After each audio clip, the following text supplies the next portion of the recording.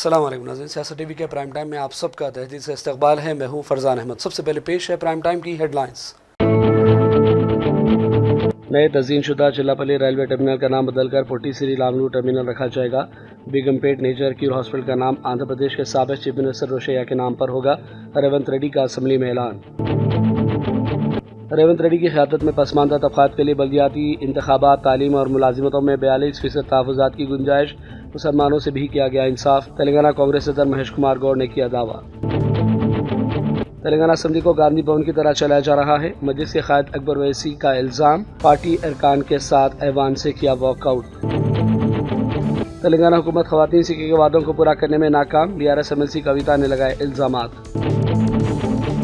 दिल्ली के जंतर मंतर पर वक्फ तरमीम बिल के खिलाफ अज़ीमुशान एहतजाजी मुजाहरा। All India Muslim personal law board की अपील पर मोदी हुकूमत के इक़दामात के खिलाफ बुलंद की गई आवाज़। और जालिम इसराइली फौज ने जनीन शहर और उसके कैंप पर मुसलसल 56वें रोज़ भी जारहियत जारी रखी। शहर की 85% सड़कों को बुलडोज कर दिया गया। तकरीबन 8000 तिजारती इदारे और दुकानें बंद कर दी गई। सैकड़ों अफराद हुए बेघर। हेडलाइंस आपने देखी और पेश है खबरों की तफसीलात। शुरुआत करेंगे अहम खबरों से। तेलंगाना के चीफ मिनिस्टर रेवंत रेड्डी ने कहा कि नए तज़ीन शुदा चिल्लापल्ली रेलवे टर्मिनल का नाम बदलकर पुट्टी श्री रामुलु टर्मिनल रखा जाएगा। इस बारे में बाज़ाब्ता दरख्वास्त मरकजी वज़रा बंडी संजय और किशन रेड्डी को भेजी जा रही है। बजट सेशन के मौके पर खिताब में रेवंत रेड्डी ने ऐलान किया कि बेगमपेट नेचर क्यूर हॉस्पिटल का नाम आंध्र प्रदेश के साबिक़ चीफ मिनिस्टर रोशैया के नाम पर रखेंगे और उनका मुजस्समा भी नस्ब किया जाएगा। మీద యూనివర్సిటీలు గాని ఒకే పేరు మీద సంస్థలు ఉండడం వల్ల పరిపాలనాపరమైన సమస్యలు ఉత్పన్నమయ్యే అవకాశం ఉంది. ఆ సమస్యల్ని పరిష్కరించడం కోసమే తెలంగాణ రాష్ట్రంలో నిర్వహిస్తున్న యూనివర్సిటీలకు గాని సంస్థలకు గాని తెలంగాణకు సంబంధించిన పేర్లు పెడుతున్నాము. అదే విధంగా పొట్టి శ్రీరాములు గారి పట్ల గాని పెద్దలు మాజీ ముఖ్యమంత్రి మాజీ గవర్నర్ రోసయ్య గారి పట్ల గాని ఆర్యవైశ్య సమాజం పట్ల కానీ ప్రభుత్వానికి అపారమైన గౌరవము, నమ్మకము, విశ్వాసం ఉన్నది. అందుకే ఈ సభ ద్వారా తమ అనుమతి ద్వారా ఈ మధ్యలోనే నరేంద్ర మోడీ గారు మేమందరం కలిసి చెర్లపల్లి రైల్వే స్టేషన్ను పెద్ద ఒక హబ్ను ప్రారంభించుకున్నాం అధ్యక్ష. సికింద్రాబాదు, కాచిగూడ, నాంపల్లి రైల్వే స్టేషన్ల కంటే కూడా ఒక పెద్ద చెర్లపల్లిలో ఒక పెద్ద రైల్వే జంక్షన్ రైల్వే స్టేషన్ని ప్రారంభించుకున్నాం అధ్యక్ష. నేను కేంద్ర ప్రభుత్వానికి కిషన్ రెడ్డి గారికి పెద్దలు బండి సంజయ్ గారికి లేఖ రాయబోతున్నా. ఆ చెల్లపల్లి టర్మినల్కి పొట్టి శ్రీరాములు గారి పేరు పెట్టుకొని వారికి దేశం పట్ల ఉన్న భక్తి, దేశం కోసం వాళ్ళు చేసిన త్యాగాలను గుర్తు చేసుకుందాం. తెలంగాణ హైదరాబాద్ నగరంలో పొట్టి శ్రీరాములు పేరు ఆ చెర్లపల్లి టర్మినల్కి మనం పెట్టుకుందాం. కిషన్ రెడ్డి గారిని, బండి సంజయ్ గారిని నేను విజ్ఞప్తి చేస్తున్నా, కేంద్ర ప్రభుత్వం నుంచి అనుమతి తీసుకొచ్చి చెర్లపల్లి రైల్వే టర్మినల్కి మనం పొట్టి శ్రీరాములు గారి పేరు పెట్టుకుందాం అధ్యక్ష. అదేవిధంగా నేను అధికారులకు ఆదేశాలు ఇస్తున్నా. మనకు బల్కంపేట్ నేచర్ క్యూర్ హాస్పిటల్ ఉన్నది అధ్యక్ష. రోసయ్య గారి ఇంటికి కాస్త దూరంలో ఉంటుంది నేచర్ క్యూర్. దానికి రోసయ్య గారి పేరు పెట్టడమే కాకుండా పెద్దలు రోసయ్య గారి విగ్రహాన్ని అక్కడ పెద్ద ఎత్తున పెట్టుకొని వారి వర్ధంతులు, జయంతులు నిర్వహించడానికి అధికారికంగా రాష్ట్ర ప్రభుత్వం అన్ని అధికారిక వర్ధంతి, జయంతి కార్యక్రమాలను ప్రభుత్వం చేపడుతుంది. వారు ఉమ్మడి రాష్ట్రానికి 16 సార్లు బడ్జెట్ ప్రవేశపెట్టిన సుదీర్ఘమైన అనుభవజ్ఞులు. ముఖ్యమంత్రిగా तेलंगाना कांग्रेस सदर महेश कुमार गौड़ ने कहा कि तेलंगाना की आवाम के लिए एक तारीखी दिन है कि CM रेवंत रेड्डी की क़यादत में हमने पसमानदा तबक़ात के लिए बल्दियाती इलेक्शन, तालीम और मुलाजिमतों में 42% तहफ़्फ़ुज़ात पर मुश्तमिल बिल ला रहे हैं। यह मुल्क में अपनी नौयत का पहला सर्वे था और इसे कामयाबी से अंजाम दिया गया। कांग्रेस पार्टी ने जुर्रतमंदाना फैसला किया। उन्होंने इल्ज़ाम लगाया कि BRS पार्टी ने गुज़िश्ता 10 सालों से किसानों और अवाम को धोखा दिया। BRS हुकूमत दरअसल लूट मार सरकार थी, जबकि कांग्रेस हुकूमत अवाम की फलाह बहबूद के लिए काम कर रही है। महेश कुमार गौड़ ने आमिर अली खान को MLC बनाने का भी बतौर खास तस्करा किया। It is an historic day in the history of Telangana as well as country that the Congress government under the leadership of Revanth Reddy has introduced 42% reservation for BCs in local body elections, education and employment. It's the first of its kind in the country. A Congress party has taken a bold decision, and earlier we have done a caste survey that is first of its kind in the country, and we have established that 56% BCs are there in Telangana. As per that survey, we have introduced a bill in Assembly now. It gets passed, And I hope BC population in the coming days will enjoy these fruits even with the Congress party. So the BRS party ditched farmers in all the ways for the last 10 years. It is the Congress government who have given a loan waiver of 20,600 crores in a span of 11 months, whereas BRS party has given 28,000 crores of loan waiver in 10 years' time. So that is the difference. That is a loan waiver or Raitu Bandhu or Raitu Runamafi, in all aspects, Congress party is always supporting the farmers in the state. As well as mirchi farmers and turmeric farmers also, we have taken all measures. Even in future also, we take care of farmers' welfare. Sir, we are looking today tweet at saying that the Congress government is a total catastrophic failure government. What KTR or Harish Rao says today is to safeguard their faces. They have ditched all sectors of people in Telangana for the last 10 years. It was a Lootmar Sarkar, it was a sample Sarkar. Now, after losing elections and after getting zero in parliament election, they have no face. Just with these false allegations, they want to survive in politics. Thank you. Nizamabad में एक party में कहा कि मुस्लिम जो minority है उसको better representation नहीं मिल रहा है आपकी सरकार में एक मुस्लिम मंत्री तक नहीं है हमने 50 सीएम तक बना है क्या करेंगे तो मुस्लिम्स को आज 10% ओबीसी से बोल के और 12% बीसी से OBC minority reservation DSO party Congress party है.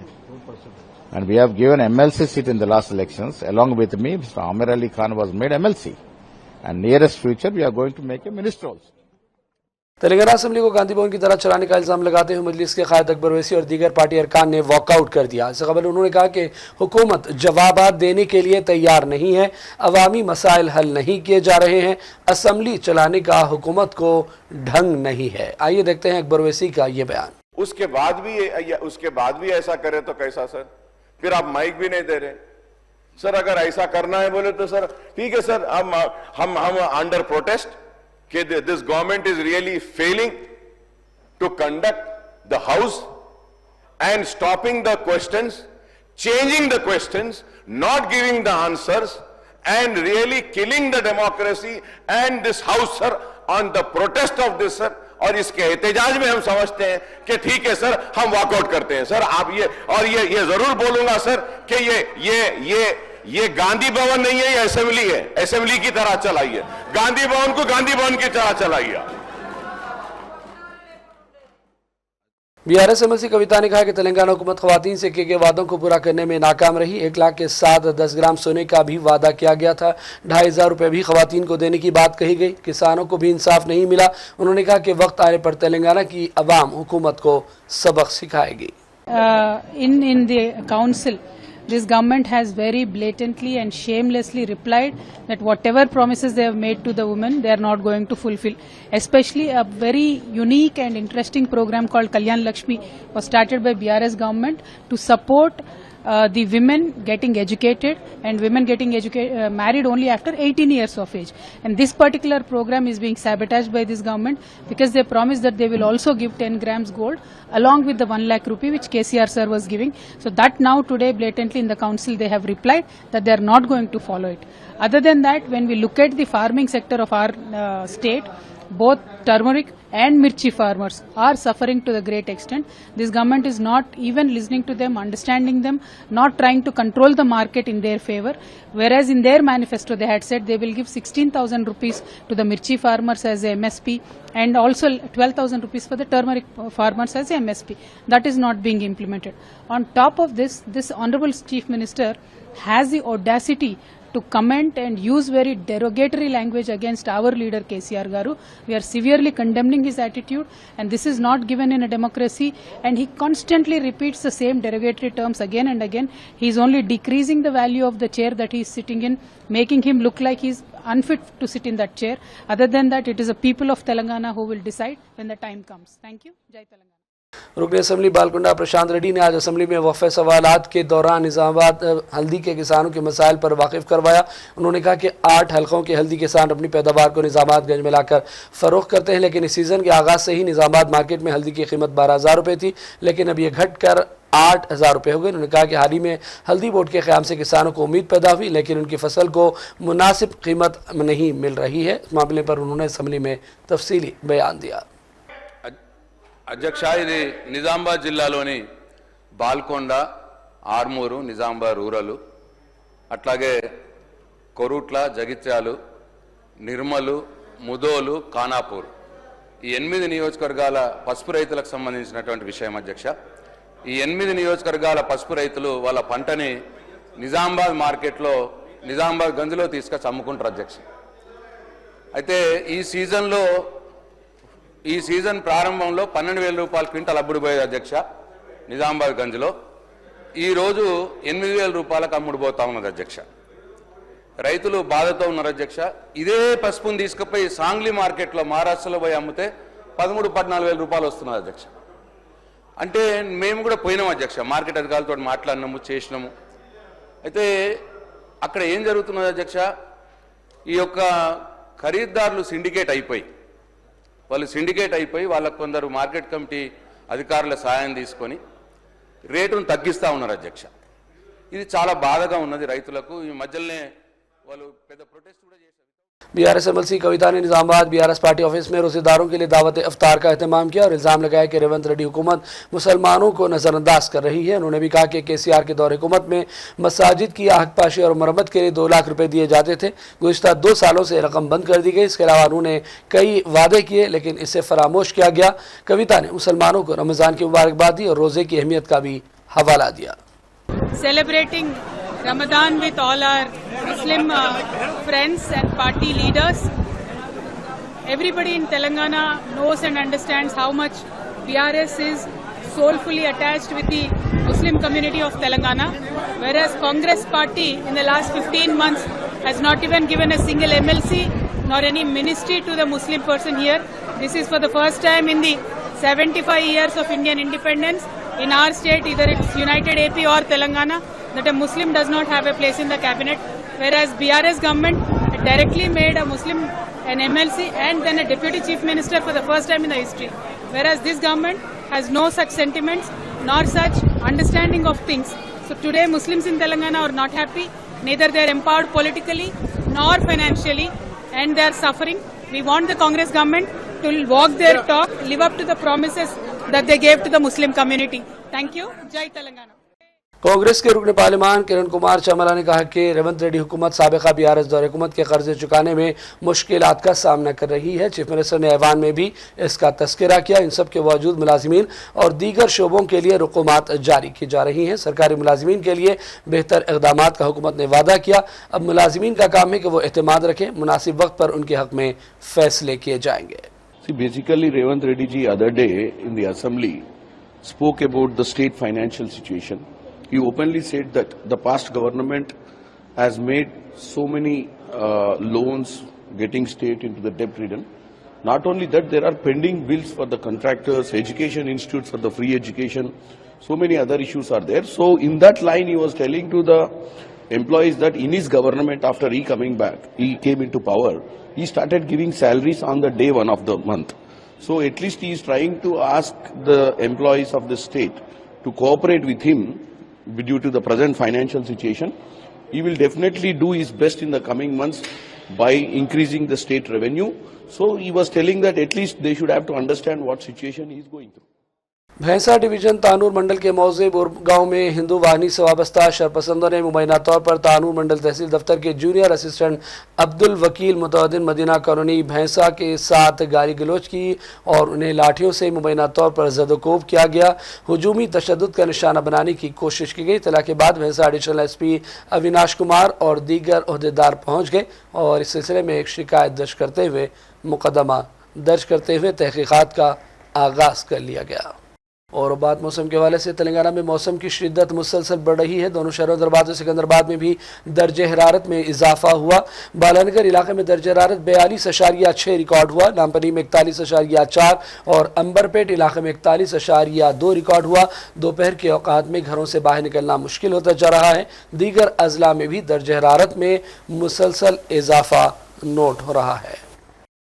और बढ़ते हैं चंद अहम कौमी और आलमी खबरों की जानिब। All India Muslim personal board ने आज दिल्ली के जंतर मंतर पर वक्फ तरमीमी बिल के खिलाफ एहतजाज किया। वक्फ जायदाद के तहफ़्फ़ुज़ के लिए बोर्ड ने मुसलमानों से अपीलें की कि इस बिल के एहतजाज में जंतर मंतर पर जमा हो। All India Muslim personal board ने कहा कि वक्फ तरमीमी बिल औक़ाफ़ को हड़पने की सोची समझी साजिश है जिसे किसी भी तौर कबूल नहीं किया जाएगा। मिल्लत इस्लामिया वक्फ तरमीमी बिल को खारिज करती है। मरकज़ी हुकूमत हर हाल में वक्फ तरमीमी बिल को पास कराने की कोशिश में है, जिसके खिलाफ तमाम जमातों ने बोर्ड के प्लेटफॉर्म के तहत जमा होकर मोदी हुकूमत के खिलाफ ज़बरदस्त एहतजाज किया। मुसलमानों से मुत्तहिद होने की अपील की। हज़ारों अफराद ने इस एहतजाज में शिरकत की। रुकने पार्लियामेंट हैदराबाद असद ओवैसी भी all India Muslim personal board की जानिब से मुनक़दा दिल्ली के जंतर मंतर पर वक्फ तरमीमी बिल के खिलाफ एहतजाजी मुजाहरे में शामिल हुए। मोदी हुकूमत के खिलाफ आज ज़बरदस्त एहतजाज हुआ। असद ओवैसी ने मोदी हुकूमत के खिलाफ खुलकर इजहार ख्याल भी किया और कहा कि एहतजाज करना हमारा जमहूरी हक़ है क्योंकि ये अनकॉन्स्टिट्यूशनल है। ये बिल वक्फ की जायदाद को बचाने के लिए, एनक्रोचर्स को निकालने के लिए नहीं, ना उसकी इनकम को बढ़ाने के लिए, बल्कि वक्फ की जायदादों को ख़त्म करने के लिए, मुसलमानों से उनकी मस्जिदें, दरगाहें, खानखाहें, कब्रस्तान को छीनने के लिए इस तरह का प्रोविज़न उसमें रखा गया है। तो इनकी नीयत ख़राब है और ये चाहते हैं कि देश में और दूरियां बढ़े दो बड़े समुदायों में। तो इसका विरोध, क्योंकि संख्या बल तो है बीजेपी। अरे हाँ, देखिए, हम तो ये कह रहे हैं कि हम विरोध करेंगे। अगर चंद्रबाबू नायडू, पासवान साहब और नीतीश कुमार और हमारे अजीत सिंह साहब के बेटे अगर इसका तायीद करेंगे तो इनको जनता जिंदगी भर याद रखेगी। बिहार में ले जाएंगे इस मुद्दे को नीतीश कुमार के खिलाफ, ये देखते हुए क्या बिहार में आप ले जाएंगे इस मुद्दे को? ये तो देश में जाएगा, सिर्फ बिहार के।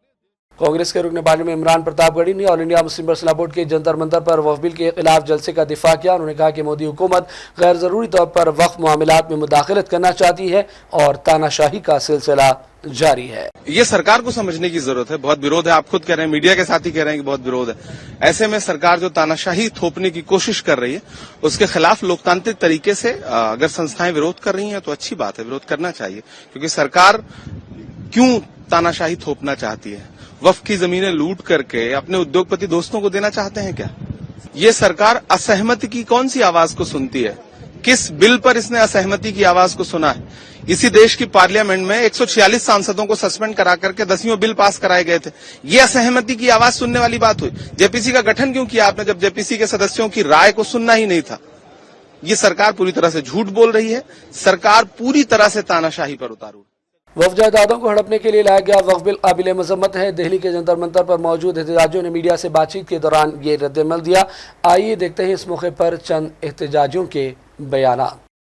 हमारी बहुत सख्त नाराज़गी है इस पर और हम मोदी सरकार से इस पर बहुत ज़्यादा नाराज़ हैं, क्योंकि ये जो संपत्ति है, ये संपत्ति जो है ये मुसलमानों की संपत्ति है और मुसलमान इसे किसी हद तक भी बर्दाश्त नहीं करेगा कि ये जो है संशोधन लाया जाए। ये वक्फी ज़मीन है और ये ज़मीन अल्लाह के लिए हमने कुर्बान कर दी है। मुसलमानों की ज़मीन है, इस पर मुसलमानों का अधिकार है। ये हमारा मजहबी मसला है।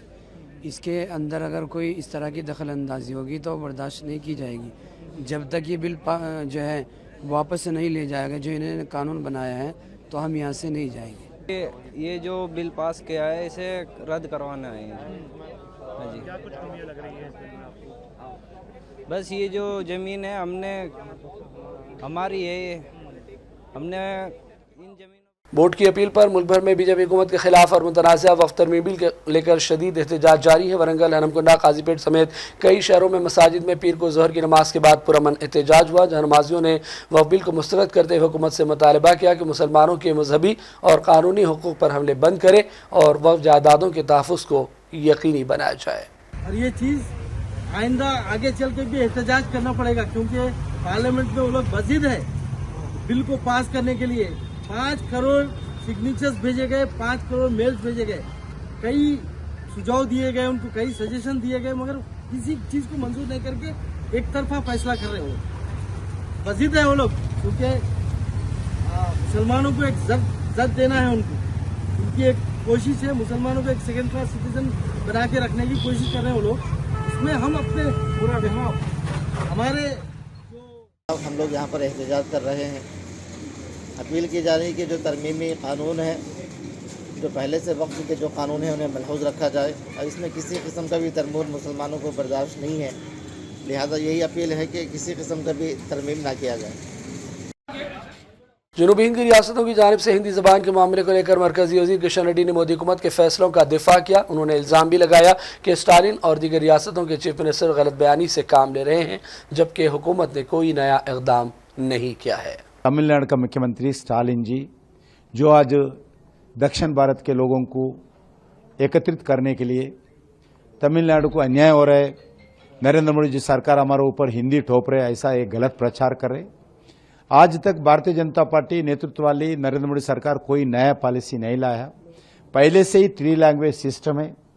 जब डीएमके कांग्रेस के साथ मिलकर सत्ता चला रहे थे, जब भी 2010 में नहीं तो पहले भी ये 3 लैंग्वेज फार्मूला इंप्लीमेंट हो रहा था।